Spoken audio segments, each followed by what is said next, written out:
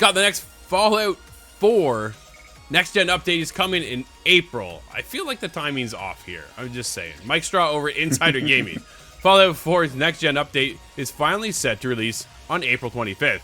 Bethesda made the announcement on Thursday morning, the day after the show based on the series was released on Amazon Prime Video. The free update includes a number of improvements and additions for players of the game on PlayStation 5 and the Xbox Series X and S. It also sees various stability updates and quest fixes to the game for PlayStation 4, Xbox One, and PC players. First, for PS5 and the Xbox Series X and S players, the update adds performance mode and quality mode settings that will allow players to play the game at 60 frames per second at various resolutions. For PC players, Fallout 4 adds widescreen and ultra widescreen support. The game is also now supported on Steam Deck. Dude, that's cool. I gotta get me a Steam Deck, man. I'm telling you, I gotta get one of those things. Yeah, that's a big missing hole in our coverage here. Yeah. In addition to the performance and quality updates to the game, Bethesda is adding a number of free Creation Club items for players. First, it's the Enclave Remnants. Enclave Remnants brings the pre-war Cabal, the Enclave, into the Fallout 4 storyline. Bethesda says, in this new quest, Echoes of the Past, can you stop the Enclave from spreading their dangerous ideology and gaining a foothold in the Commonwealth? Cool. Aside from the Enclave, Bethesda is also adding a makeshift weapon pack. Ever thought a piggy bank? Oh boy, man. Would make a great weapon in a pinch, the studio said. The weapon pack includes a variety of unconventional objects that have been transformed into deadly weapons, such as a baseball launcher and a nail gun and piggy bank. Wow. Isn't that something else?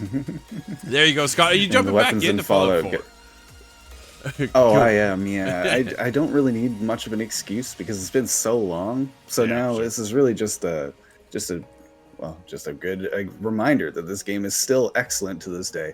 It wasn't my favorite one, so I think now I owe myself the chance to go back another time. And on the new consoles, I can really get excited about new missions, new quest lines in this game. Something fresh after all of these years is so surprising to me. Don't you think this should have been lined up with the launch of the show? It makes me wonder if things went a little awry. Do you think one of the they weren't ready to share this update, perhaps? But then the show was also kind of given to us a day early. Yes. So it feels like their whole scheduling system was a little out of whack.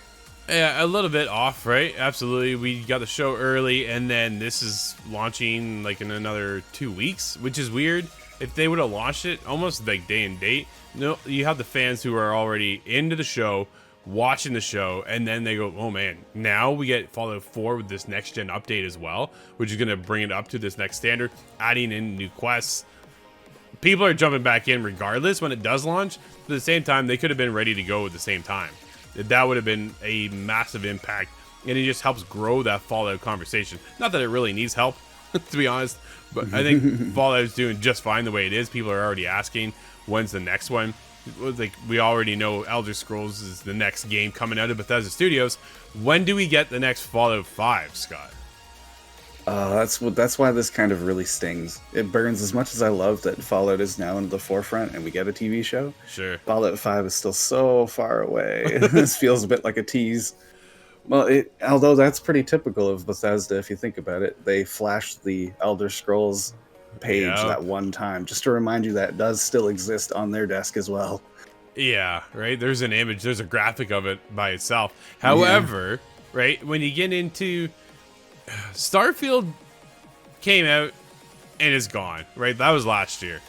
What if they had two teams going, Scott? They had this Starfield team, and then they had Fallout 5 already in production to line up with the launch of this series for the show.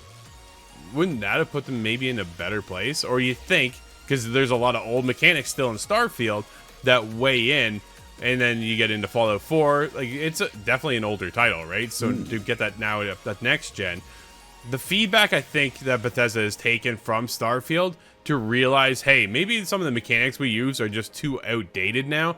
It's time to step those up, which I think will be happening in the next Elder Scrolls game, and I think will happen in the next Fallout 5 game. I think the conversation dialogue was just their head.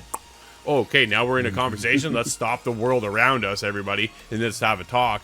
right? I think that mechanic goes away. I think that was one of the biggest things for me jumping into Starfield, going, oh man, you guys are still using this kind of conversation, and this is just so 10 years ago, but they're still using it today, right? Like, that's the biggest thing for me. Will they change that mechanic? It's funny.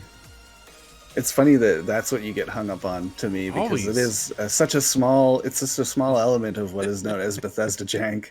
Oh, wow. And the truth is, I don't know if you can clean up Bethesda jank all the way, because then it would lose a bit of the character that it has. But I agree with you, though. I think the engine needs to change. We need to upgrade this engine.